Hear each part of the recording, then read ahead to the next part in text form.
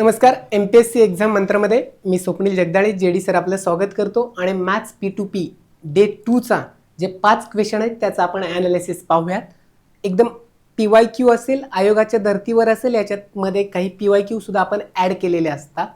पण UPSC CSATचे पण question घेतले जातात, MPSC CSATचे पण, कारण आयोग फॉलो करत असतं कुठून क्वेश्चन घ्यायचे, कशा पद्धतीने सोर्स यूज करायचे, त्याचाच आपण आधार घेत असतो. आणि ग्रुप BCची काय येऊ घातलेली जी मेन्स आहे त्याच्या दृष्टीने अतिशय महत्त्वाचा इनिशिएटिव्ह आहे. 5 क्रमवार संख्यांची बेरीज किती आहे? 170 आहे. तर सर्वात मोठ्या व सर्वात लहान संख्यांचा गुणाकार आहे इथे. आपल्याला काही विचारलं जाऊ शकतं तिथे, गुणाकार, भागाकार, बेरीज, वजाबाकी. नीट लक्ष द्यायचंय. आता 5 क्रमवार नैसर्गिक संख्यांची बेरीज आपल्याला सांगितलं 170 आहे म्हटल्यानंतर त्या 5 क्रमवार संख्या काढायच्यात आपल्याला लक्षात येते average is equal to T divided by N. म्हणजे सरासरी आपण जर काढली, सरासरी म्हणजे मधली संख्या, क्रमवार संख्या आहेत.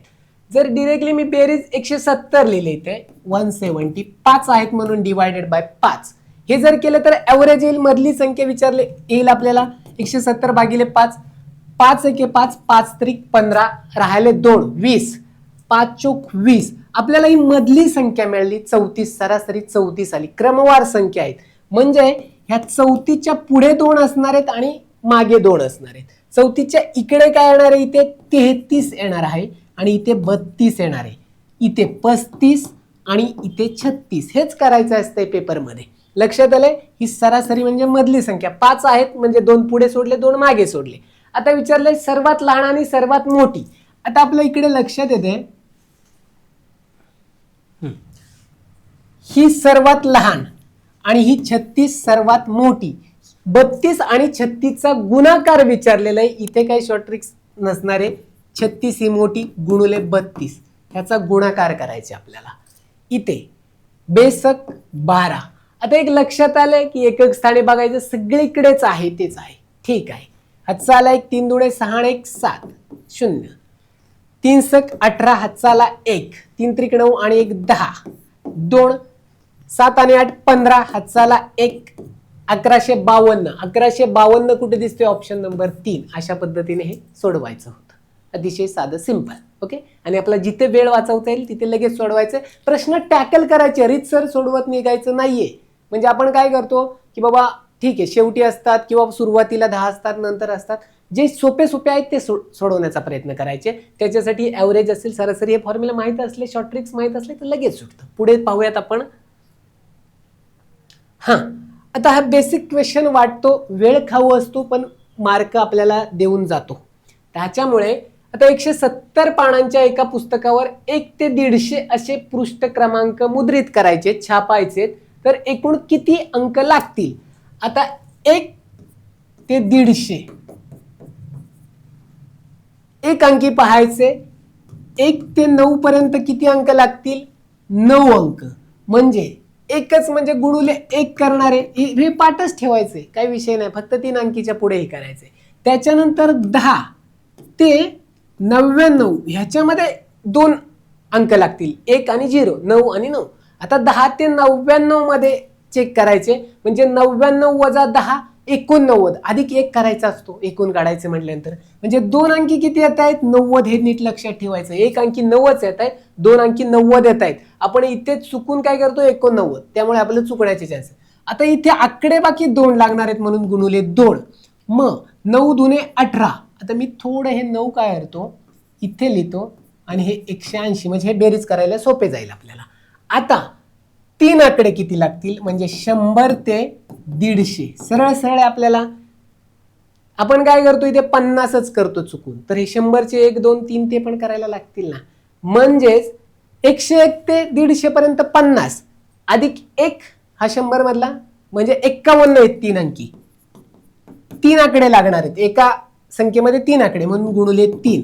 मग इथे 3 एके 3 आणि 3 5 15, 153. ह्या सगळ्यांची बेरीज करायची म्हणून हे काय केलंय एकक स्थानी जे व्यवस्थितरित्या 9 आणि 3 12, हातचा आला इथे 1, 8 आणि 1 9, 9 आणि 5 14, पुन्हा एकदा हातचा 1 1 2 3 342 ह्या सगळ्यांची बेरीज येते 342 म्हणजे 1 अंकी 9, 2 अंकी 180 लागतील अंक आणि 3 अंकी 53 लागतील. तिघांची बेरीज येते 342. हा क्वेश्चन सोडवायचा, थोडं वेळ खाऊ असलं तरी बेरीजच करायची, दुसरं काहीच नाही. किंवा खिळे ठोकायला विचारलं जातं. म्हणजे सांगायचा मुद्दा फार पोलीस भरती असेल कुठे असेल तरी असे क्वेश्चन विचारलेच जातात. ओके, पुढे पाहूयात आपण 342 ऑप्शन नंबर 2.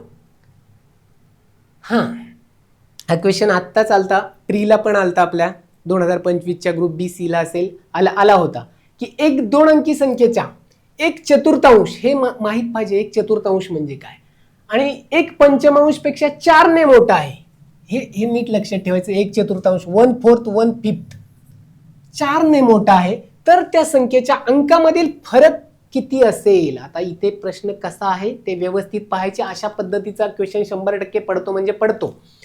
1-2 अंकी संख्या आपल्याला माहित नाही, ती आपण एक्स मांडली, एक्स मानू, ती संख्या एक्स मानू, ठीक आहे. त्याचा 1/4 म्हणजे एक्सचा 1/4 अशा पद्धतीने लिहिला जातो. एक्स गुणिले 1/4 त्याचा 1/4. हा त्याच संख्येच्या, हा म्हणजे हा ये म्हणजे इज इक्वल टू त्याच संख्येच्या म्हणजे कोणत्या एकच्या 1/5 पेक्षा 1/5 1/5 4 ने मोठा आहे म्हणजे काय +4, लहान असला तर -4. हे समीकरण तयार झालं, हे सोल्युशन करायचं होतं, साधं सोपं होतं. हे काय येणार आहे आपण x/4 is equal to x/5 हे ह्याचं फक्त सोल्युशन करून घेतलं +4. ओके, आता x/4 हे इकडे वजा x - 5 आणि हे 4 आहे तसं क्रॉस मल्टिप्लिकेशन करा. कशाही पद्धतीने 5x - 4x cross multiplication 5x - 4x काय येणार आहे इथे 5x - 4x आणि छेदांचा गुणाकार 20. हे साध्या सोप्या अजून का सांगतोय की काही जणांना हे सुद्धा कळत नसते. क्रॉस मल्टिप्लिकेशन 5x - 4x काय होते x, फक्त 1x divided by 20 is equal to 4. x is equal to 4 हे तिकडे जाऊन गुणले 20, 20 चोक 80, x इज इक्वल टू 80. म्हणजे जी x मांडलेली होती ती किती आली 80. ती संख्या आपल्याला 80 मिळालेली आहे. त्या संख्येच्या अंकामधील फरक म्हणजे 8 आणि दुसरा अंक आहे 0 ह्याच्यातला फरक किती येणार आहे 8च येणार आहे. मग हे ऑप्शन नंबर 1 मध्ये दिसतोय 8. हे प्रश्नच काही जणांना कळत नाही. ह्याचा गुणाकार पण विचारला जाईल, बेरीज विचारली जाईल, भागाकार हे अंक आहेत ह्याच्यातले 8 आणि 0 हे अंक आहेत, त्याच्यातला फरक म्हणजे वजाबाकी 8 येते. ओके, अशा पद्धतीने साधा सोपा क्वेश्चन होता. पुढे जाऊयात, कारण इथे तुम्ही म्हणताल हे ऑप्शनवरनं काय सोडवणार आहे, ऑप्शनवरनं थोडी सोडवता येणार आहे. ओके, आता 11 ते 30 संख्यामध्ये असणाऱ्या विषम संख्यांची बेरीज किती. आता इथे काय होतं माहितीये का, आपण काही जणांना फॉर्म्युला माहित नसतो, मग उत्तर येतं पण वेळ जातं. म्हणजे काय 11 ते मग काय करणार 11, 13, 15, 17, 19, 21 ह्या सगळ्यांची बेरीज करणार. बरोबर आहे, या संख्यांची बेरीज उत्तर येणार ना, उत्तर येणार 21, 23, 25, 27 आणि 29 ह्यांची बेरीज करायची. ती उत्तर येणार म्हणजे येणार 100%, पण ती वेळ खाऊ प्रोसेस आहे. त्याच्यामुळे इथे जर फॉर्म्युला साधा सिंपल माहित असेल म्हणजे विषम संख्येचे म्हणून पहिली विषम संख्या 11 ते 30 मध्ये, 11 ते 30 मध्ये पहिली विषम संख्या आपल्या लक्षात घ्यायचं. इथे पहिली विषम संख्या 11 आहे अधिक शेवटची विषम संख्या ही 30 ही सम आहे, शेवटची 29 आहे डिवायडेड बाय 2 गुणुले या सगळ्याला गुणुले एकूण विषम संख्या किती आहे ते चेक करायचे. आता हे कसं काढणार, आता एकूण संख्या किती आहेत 11 ते 30 मध्ये 30 वजा 11 19 अधिक 1 20 एकूण संख्या आहेत 20. त्याला भागिले जर 2 केलं तर 10 येते. आता आपल्याला काय करायचंय की पहिली आणि शेवटची ही काय आहे विषम आहे, ती सम आहे म्हणजे 10 सम आणि 10 विषम हे आपल्याला शिकलेलोच आहोत आपण. ओके, इथे जर पहिली आणि शेवटची विषम असेल तर एक बाकी येणारी आहे ती विषम मध्ये मिळवायची आणि पहिली आणि शेवटची जर सम असेल बाकी एक उरत असेल तर ती सम मध्ये मिळवायची. बस एवढंच आहे. परंतु इथे काय बाकी उरतच नाही, डिरेक्टली भाग जातोय, त्याच्यामुळे 10 सम 10 विषम. आता पहिली विषम संख्या अधिक शेवटची विषम संख्या भागिले 2 गुणुले एकूण विषम संख्या किती 10. बस झाला विषय संपला. 11 अधिक 29 40. 40 भागिले 2 गुणिले 10. हे कशाही पद्धतीने याने 10 ला भागिला तरी चालेल. 10 असलं की गुणाकार करायला सोपा जातो, शून्य चढवायचा असतो. बे एके बे, बे दोन 4, 20 गुणिले 10 200 उत्तर येत आहे. अशा पद्धतीने हे जर माहित असेल तर लगे हे अशा पद्धतीने पण उत्तर येणार आहे. आपल्याला जर माहित नसेल तर मग अशा पद्धतीने करा, थोडा वेळ जास्त जाईल. काय आता ऑप्शन नसतो. पहिली विषम संख्या शेवटची विषम संख्या भागिले 2 गुणिले एकूण विषम संख्या. इथं नीट व्यवस्थितरित्या करायचे. आपण 30 वजा 11 करतो, अधिक 1 मिळवायचा असतो एकूण संख्येसाठी, आणि सम आणि विषम काढायचं म्हटलं त्याला भागिले 2 करायच्या एकूण येणाऱ्या संख्यामध्ये. ओके, हातचा 1 जर आला तर दोन्ही आकडे सम असतील तर सममध्ये मिळवायचा, दोन्ही विषम असतील तर विषम मध्ये. हातचा नाही आला तर समसंख्या आणि विषम संख्या सेम असतात. ओके, पुढे जाऊयात. उत्तरे 200. आणि त्याच्या पुढे कोणत्या लहानात लहान संख्येला 18 ने भागले असता बाकी 8 उरते, 24 ने भागले असता बाकी 14 उरते, आणि 36 ने भागले असता 26 उरते. आता व्यवस्थितरित्या लक्ष द्यायचंय. लहानात लहान म्हटलं गेलं तर LCM काढायचा असतो, ज्याला आपण लसावी बोलला जातो. मोठ्यात मोठी दिसलं की मसावी. हे वेगवेगळ्या पद्धतीने विचारले जातात प्रॉब्लेम. इथे नीट लक्ष द्यायचे की प्रॉब्लेम प्रश्न कशा पद्धतीने विचारला, प्रश्नच कळत नाही नक्की काय करायचंय. आता एक दोन्ही पद्धतीने शॉर्ट ट्रिकने सांगतो. 18 ने भागला असता बाकी 8 उरते, 24 ने भागले की 14 उरते, आणि 36 ने भागला असता 26 उरते. पहिल्यांदा 18 ने भागून पहा. इथे 82 ला पाडेपाठ ठेवायचे, 1 ते 30 पर्यंत पाडेपाठ ठेवायचे, सोपं जातं. वर्गपाठ ठेवायचे 1 ते 30 पर्यंत, घनपाठ 1 ते 10 ठेवले तरी पुरेसे झाले. याचा खूप फायदा होतो. मॅथ्स मध्ये मार्क घ्यायचे असतील तर हे करणं गरजेचं आहे, आणि ठराविक फॉर्म्युले पाठ करणं गरजेचं आहे. आता इथे डिरेक्टली पाहून पाहायचं. 18 18 चौक 72, 18 पंच 90, इथे 82 आहे. 18 चौक 72 म्हटल्यानंतर 82, बाकी 10 उरते, इथे 8च उरते. म्हणलं पहिला ऑप्शन कटला. ते 24 ने भागायची गरज नाहीये, किंवा पुढचंच तुमच्या 36 ने भागायची गरज नाही, काही गरज नाही. शॉर्ट ट्रिक सांगतोय. आलता हा क्वेश्चन अशा पद्धतीचा. त्याच्यानंतर 64 ला भाग जातोय का, 18 त्रिक 54, इथे बाकी 10 उरते. 64 ला भाग दिला तर हा पण ऑप्शन कटला, बाकी 8 उरायला पाहिजे, पुढचं चेकच नका करू.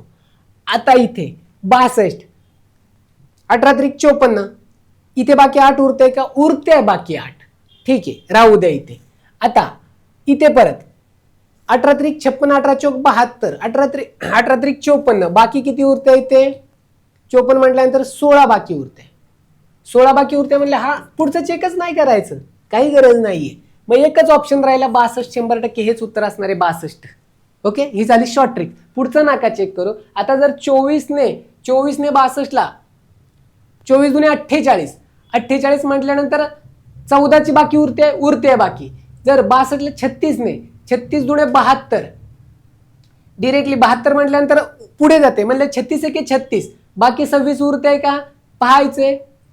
ते 22 आणि हे किती येते 4, 26 बरोबर येते डिरेक्टली आपल्या ऑप्शन थ्रू. आणि आता ज्याला सोडवायचे त्याने काय करायचं, 18 त्याच्यानंतर 24 आणि त्याच्यानंतर काय 36, ह्याचा लसावी काढायची. ज्याला सोडवायचे ह्या पद्धतीने त्याने करा, पण गरज नाहीये, हेच तुम्हाला सांगायचं होतं. पण जी प्रॉपर मेथड आहे ते सांगणं गरजेचं आहे, ते आपण सांगूयात. ह्याचा लसावी काढायचा. भाग कितीने जातोय, 2 ने पण जातोय, 3 ने पण जातोय. जे जास्तीत जास्त फायदा होईल आपल्याला 3 ने भाग देऊन, किंवा 6 ने भाग द्या. 6 त्रिक 18, 18 24 आणि 36, 6 चौक 24, भाग जास्त दिलं की आपले कॅल्क्युलेशन सोपे जातात. 6 त्रिक 18, 6 चौक 24, 6 6 36. आता इथे कशाने जातोय 3 ने, 3 एके 3, हा 4 आहे तसा, आणि 3 दुणे 6. अजून कशाने जातोय, आता इथे 2 ने, हा 1 आहे तसा, बे दुणे 4, बे एके बे. आता लसावी म्हटलं की ह्याचा सगळ्यांचा गुणाकार आणि ह्याचा सगळ्यांचा गुणाकार, म्हणजे 6 18 दुणे 36, 36 दुणे 72, म्हणजे 6 गुणुले 3 गुणुले 2 गुणुले हे 1 1 1 ठीक आहे, हे 1 2 1 ठीक आहे. ह्याचं येतं किती 72 येतोय लसावी, LCM 72. पण इथंच उत्तर येतं का 72 ह्याच्यामध्ये असू शकतं, पण ते उत्तर नाहीये. त्याच्यानंतर पुन्हा काय करायला लागतं, 18 नंतर हे 8 वजा करायचे, बाकी 8 उरते ना, 10 येते. हे बसवलेलं असतं गणित. 24 ने भागले असतात 14 बाकी उरते, इथे पण 10 येते 24. आणि तुमचं 36 ने भागले असतात 26, 36 वजा 26 इथे 10, सगळीकडे सेम येते का 10. मग हे 72 मधनं हे 10 मायनस करायचे असतात. आपलं उत्तर किती येणार आहे 62. आलं का उत्तर 62 इथे. ही जी काय मेथड असते प्रॉपर, पण सोडवायची गरज आहे का नाहीये. एक्झाम मध्ये जे सुरुवातीला शॉर्ट ट्रिक सांगितले तीच यूज करायचे, लक्षात ठेवायचं इथे. ओके, काही ठिकाणी 2 ठिकाणी असतील बाकी 8 उरतात, पुढचा चेक करा लगेच पुढचा, अशा पद्धतीने हे जी बेसिक मेथड आहे प्रॉपर ते सांगण्याचा प्रयत्न केलेला आहे. हा आपला जो काय 5 क्वेश्चनचा पुढचा डे 2चं आपण घेतलेले P2P अशा पद्धतीने आपण कव्हर करणार आहोत. निश्चितच फायदा होईल. आणि रिफ्लेक्शन असेल ह्याच्यामध्ये अशा पद्धतीचे क्वेश्चन येऊ शकतात, त्याचाही फायदा होईल, सराव होईल. मॅथ्सला दुसरं तिसरं काही नाहीये. डे टू डे प्रॅक्टिस करायची. थोडक्यात 1 ते 1.5 तास वेळ दिला तरी पुरेसं झालं. जिकडनं आपल्याला मार्क मिळवता येतील तिथनं घेण्याचा प्रयत्न करायचे. आणि हे मॅथ्स काही पाठ करण्याचा विषय नाहीये, ह्याला प्रॅक्टिसच लागते, एवढं सांगतो आणि आपण थांबूया. थँक्यू.